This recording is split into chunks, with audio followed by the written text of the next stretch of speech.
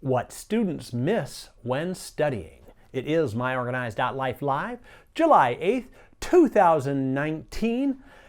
And hello, welcome to the show. You'll notice right over here, hogging some of my space usually, is my partner Leanne Thompson. She's not here today, so I'm going solo. Last week we thought maybe we wouldn't do a show today, but you know, it is back to school time already. Yes, after the 4th of July weekend, people start thinking about what they need to do for school. And what we're going to do today is talk about, actually it's a two-part podcast.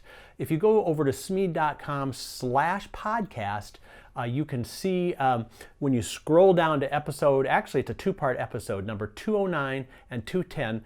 We're going to play a little clip today from number 209 where Leslie Josell, professional organizer, talks about what is the one thing that students don't know when they're studying. Here's the piece that I think most kids miss. And I always say this to parents too. Your child needs to figure out, and I'm going to explain how you do it, what they know and what they don't. Because what we see happening is once your child can define what it is they need to learn, need to be working on or studying, they give the same level of time and importance to everything. You got to remember, psychologically, it's always more fun to review what you know. Right. Because think about it, right? So what happens? We tend to start at the beginning. We tend to review the same things the same way. We give the same importance and the same amount of time and effort to what we do and what we don't. And there's a psychological happiness about, oh, look at this. This is easy for me. I know this. And a lot of times that filters into what you don't know. So you're not really focusing on what you don't. There's a false sense of, if I know this, then I must know that. Right. Well, how about the parents? I mean, the parents, are they going to know this, or how do we get this info? I mean, not okay. All curriculum is going to be that clear, is it?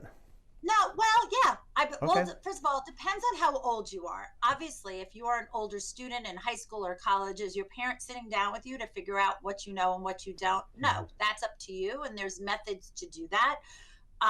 But if you're a younger student, and you're working with, let's say, a parent, to even go through like flashcards, one of the best tools that you can use to figure out what you know and what you don't.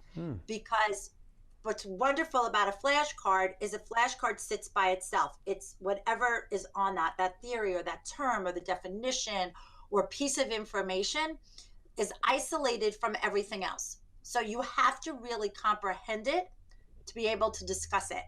It's not relying on what came before it or what came after it. It's not this false sense of, as you'll say, you're reading a textbook and you're reading it and you think you know it, but what you're really doing is maybe just memorizing it and not really comprehending it because it's kind of masked with everything else. Do you see what I'm saying? Right, yeah. And I think flashcards, oftentimes we think about that's just memorizing, facts and figures. But so how do you know you have the comprehension, I guess, then? Is there a way you know that? One of the things that I love to do with my students is I have them take flashcards to a next level. I call them like Leslie's, flashcards on steroids. That's just how I speak. You know that. I have my way. Right.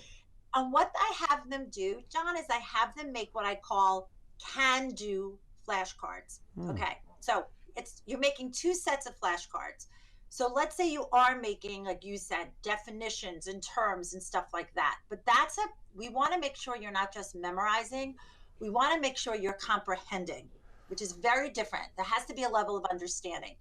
So what I do with can-do cards is can-do cards take your material to a deeper dive. And this would probably be for older students.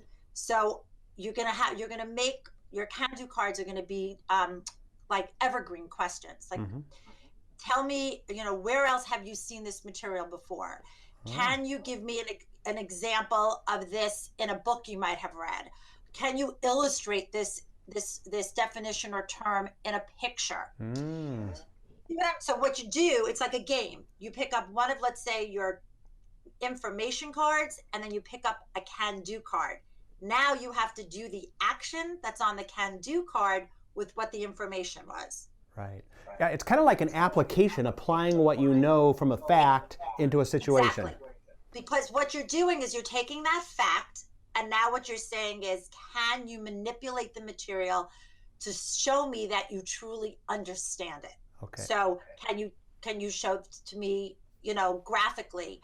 Can you tell me about a story you might know that illustrates this point? Right. Can you give me something that happened that's going on in modern time that relates to this? Let's say it's Mesopotamia. Do you see what I'm doing there? Right. I'm taking the information, and you now really have to show me that you understand it. Okay, so as you can see, what you know and what you don't know is really kind of a big deal. Flashcards, a great tool to help you with some of that.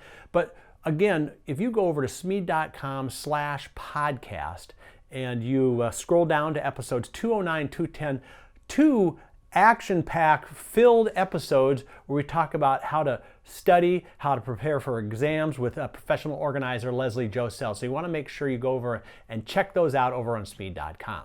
All right, well, Leanne will be back tomorrow at 2 p.m. Central, 3 Eastern, noon Pacific. We'll do it all over again right here on myOrganized.life live.